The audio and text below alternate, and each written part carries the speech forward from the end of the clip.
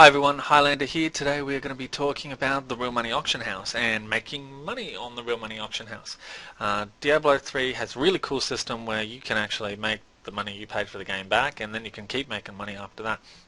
This is also a tool to getting to understand how the real money auction house works a bit more, and also just learning how to build your in-game wealth as well. You don't need to cash out, you don't need to pay your money out, you can build your in-game wealth.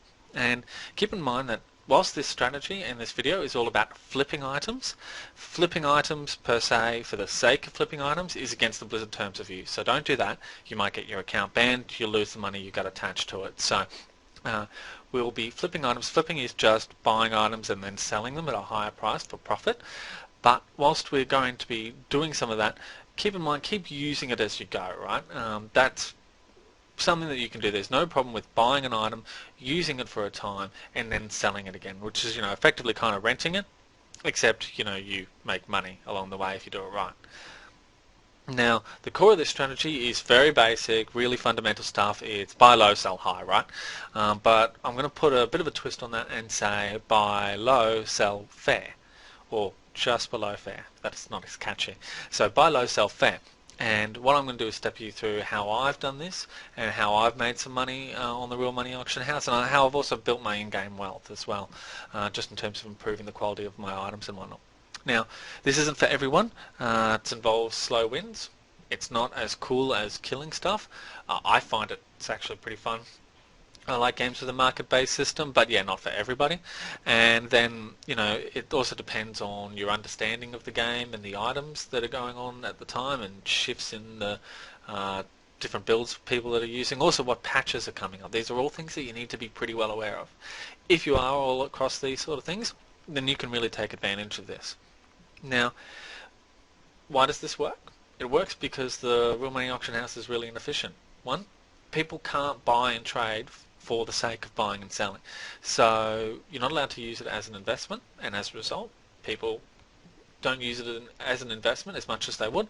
Without that sort of trade, without that sort of volume, and without people taking advantage of arbitrage opportunities, we don't really get a leveling of the market like we normally should be able to see. Also, just because it's a game, kids are playing, people don't take it so seriously, whatnot. So the market's really inefficient for those reasons, but the big killer is you can only sell 10 items at a time. So you have this huge inequality between the power that a buyer has and the power that a seller has. And that's really what drives this whole thing. And that's why we can buy so cheap, because you can only sell 10 items at a time, and as a result, you can take advantages of, one, idiots who just listed their stuff way too cheaply, but also people who are really farming really hard, and they've got a lot of great stuff, but they can't just get rid of their inventory quick enough, so they need to sell stuff at a low price just because they need to get rid of their stuff. So there's some real opportunities in it for you. And most of what I'm talking about here also applies to the gold auction house. The one thing that I do find is that the real money auction house is much more stable because it doesn't have people US dollar farming like they are gold farming, and it's really stable because you have at least one stat, that being the value of the US dollar, or whatever dollar you're using, or whatever currency you're using, is essentially static, and the items are a variable, as opposed to the gold auction house where you have to deal with the price of gold inflation, but also item inflation as well, because items are actually deflating relative to the US dollar slowly, but on the gold auction house you have gold is inflating all the time, and it's inflating more than it's devaluing more quickly than items are actually devaluing. So it's all about relative terms, and that's really hard to track when you got two moving targets, as opposed to on the real money auction house where you really only have that one moving target, the price of items. Now keep in mind that the trend of items in terms of US dollars is just going down. It's slowly going down, and that's something for you to be aware of, because you can also use these tools as a strategy to preserve your in-game wealth as well. So, how do you do it? Well, I said buy cheap, sell fair, right? And the reason that works is because of the inefficiencies. But let's come to working out what's cheap, because it's easy for me to say, much harder to work out what's actually cheap, right? So I'm often told I could have gotten more for an item, but I'm never really told I could have bought an item cheaper than I actually did. And the trick is just snipe those bargains. And what you need to do is you need to look for key or just must-have stats. The most obvious example of this and the easiest to sort is DPS on a weapon. And a weapon, again, that you understand. Now, you can pick any niche. I find DPS on weapons a really, really easy one, but you can find your own niche. I would suggest one you stick to anything that is cross-class. Don't pick a class-specific item, just because it won't be traded as often and thus will be less stable and have more volatility. But also I would stick to something that is understood by you. And something that your character can actually use, because we aren't going to be trying to use these items as well. So I sort of change my niche from week to week as I'm trying to decide what sort of items I really need to improve upon, get to understand them, and then buy and sell with those. But DPS items really explain the process very, very easily. So what you want to do is, I've got my notes here. You're looking for key or must-have stats, and it doesn't really matter quite so much exactly what those are. You need to search for levels where that particular item at that particular price, at that particular level, with that particular stat can't be found. It just cannot be found, right? That can be multiple stats as well. So that could be items like a ring with maximum increased attack speed, and also life on hit above 200. That might be something that you just cannot find above $10. So that's another example apart from DPS. But search for levels where you just cannot find that thing or that combination of things. Now at the moment you just cannot find a 900 DPS weapon below the US dollar price of $20. Just can't. If you do find it, it'll just get sold. It'll go really, really quickly. And once you've found something like that point, 900 DPS weapons at $20, then just keep raising the price point until those kind of items appear. If at $25 they still don't appear, keep raising that price up. And once you've found that price point where they do begin to appear, that's where that item is being regularly traded at, and that's pretty much the best thing you can find for real value for that item. Now, if a new item's posted below that point, it'll disappear pretty quickly, and that's when you know where things are selling. It's something below that point where you could find those items easily. That's where it's really selling. And once you start watching, you'll actually see items at that point. So for example, a 900 DPS weapon at $18, you'll see that go. That'll just go right away. So when you're searching your search results, just with your eyes, you'll take a note at the listing times, and things that have been up there for longer than 2 or 3 hours probably aren't really representing the kind of value and kind of bargains that we're after for, because there are other people doing this out there. Now, once we've done that, we just keep watching for something to come up below that point, and then you just buy it quick. Dilly-dally for a moment or two, just to check other places and just make sure you're doing the right thing, but get on that really quick, don't hesitate. Now, some things within that DPS class I found a little bit helpful as well is that people consider all DPS weapons to be the same, right? It's a one-handed weapon. 900 DPS on this dagger is no different to 900 DPS on this axe. But that's not the case, because a dagger will have a higher base attack speed than a mace or an axe or anything really. So that's something that adds value, but people don't necessarily think about. Also, other things that are built into the DPS, like increased attack speed or critical hit chance or critical hit damage, all get factored into that DPS number.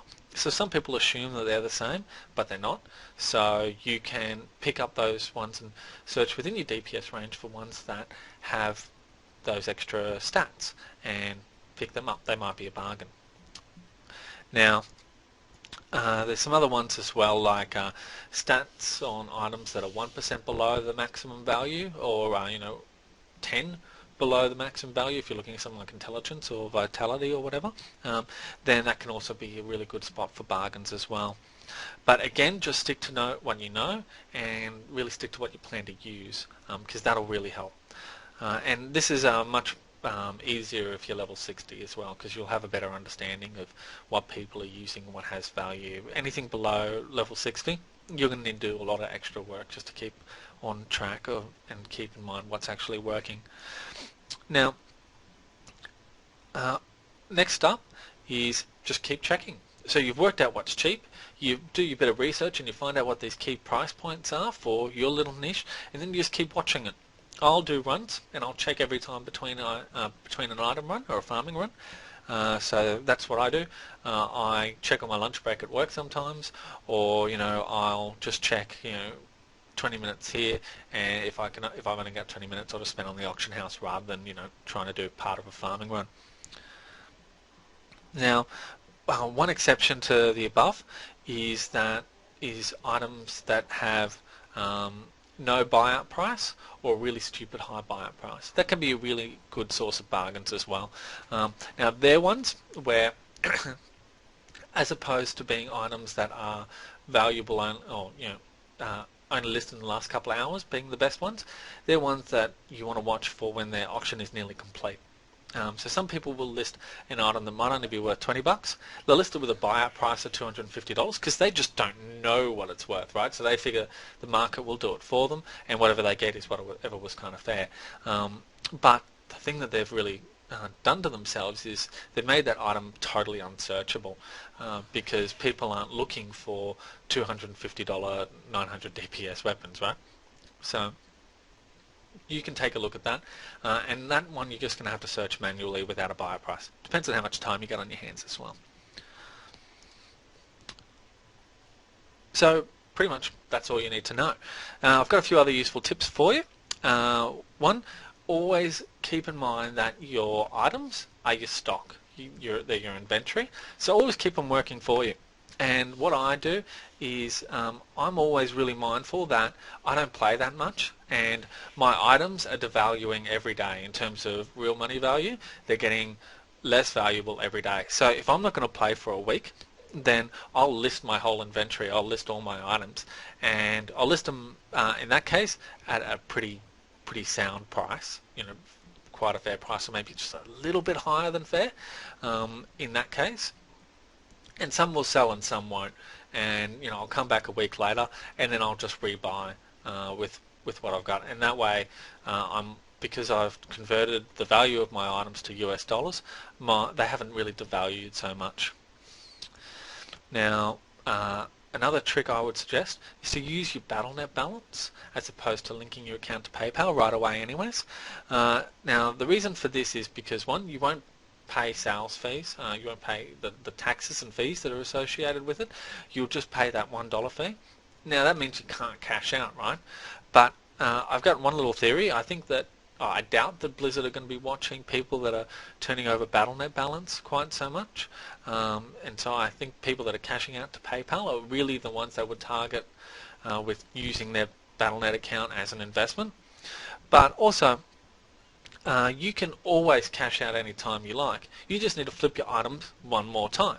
So if your inventory is worth $100, or you've got $100 sitting in your BattleNet balance, then buy or snipe $100 worth of items, then change your settings so that it's linked to PayPal, and then sell those items like you would normally, right? And then once you've done that, you've converted it to PayPal, and you can cash out, take your money. Now, there's also the toss-up between strategies on the gold auction house and other auction houses apart from the US dollar one. Now, I'm an Australian, so whenever I do try to convert this money, I'm going to actually have to pay a currency conversion fee as well to get back to Australian dollars. For me, that's worthwhile because the Australian dollar auction house is so thinly traded, it's really hard for me to predict, and thus it's harder to make profits from. On the flip side, it means that it's got more volatility, which means there's more opportunity, but that would involve more work. So I just stick to the US dollar house because I can predict that more. So if you're in Europe, for example, and you've got the option between, say, pounds and euros, then, take a look at which one's been trading more. Maybe you're better off investing or trading in euros as opposed to pounds. And, you can work from there and pick and choose as you see fit. And last couple of points is that you can also really get screwed. There is some risk involved in this strategy. If a patch comes out, if you stuff something up, if the metagame shifts and people are using a different type of build to what they used to be, then you can get really stuffed, and your value and your stock, your inventory, can devalue really, really quickly. So this isn't without its pitfalls. That being said, the idea is that if you're doing this gradually over time, buying items, using them for a while, selling them and upgrading, then that's cool. You can do that, and if you're keeping that turnover going and you've got a few items going like that, then you shouldn't really lose out quite so much in the event that happens, because it's not going to happen every day.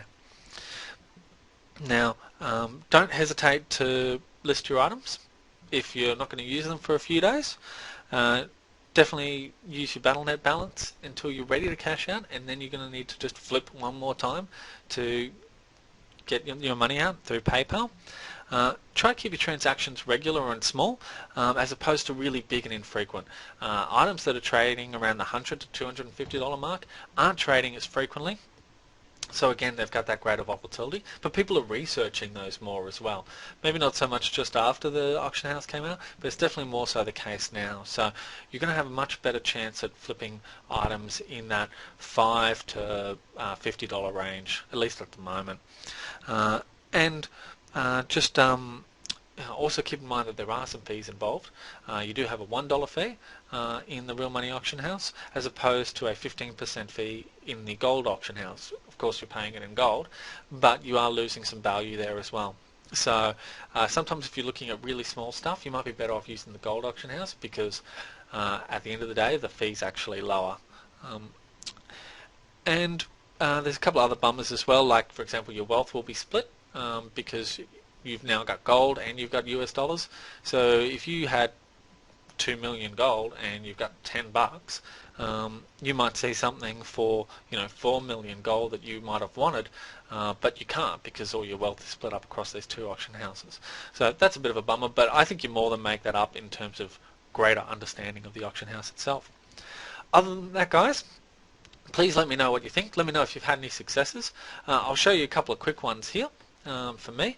I had one here called Cleave Weapon, which I bought for $18.99, and do use that Walmart supermarket style $.99 kind of pricing.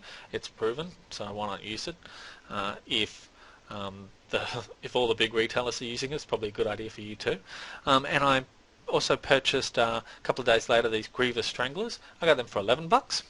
Then I sold Grievous Stranglers for $40 or $39.99, and then I had the $1 fee, so I got $38.99 there. So that was a profit from $11 there. And then the Cleave Weapon, which I'd bought for $18.99, I sold for $22.99. Not a big deal, but I actually decided I didn't want the weapon anymore. I tried it out. It didn't increase my DPS as much as I thought it would. Then I also managed to pick up this Sergeant's Testimony here a bit later. So I bought that for $21 and I sold that for $29.99, lost a $1 fee. These are just some ones that I've gotten over the last couple of days. And you see I bought some other stuff as well, because I'm increasing my in-game wealth as well. So you can definitely make some profit there. You can see I'm making, I don't know, maybe 50% profit per transaction there, plus a couple other bits and pieces that are working either way. And I really don't get a lot of time for this, guys. So with a bit of time and a bit of luck, then you'll do better. So thanks very much for watching, guys. Best of luck with that auction house, and catch you later.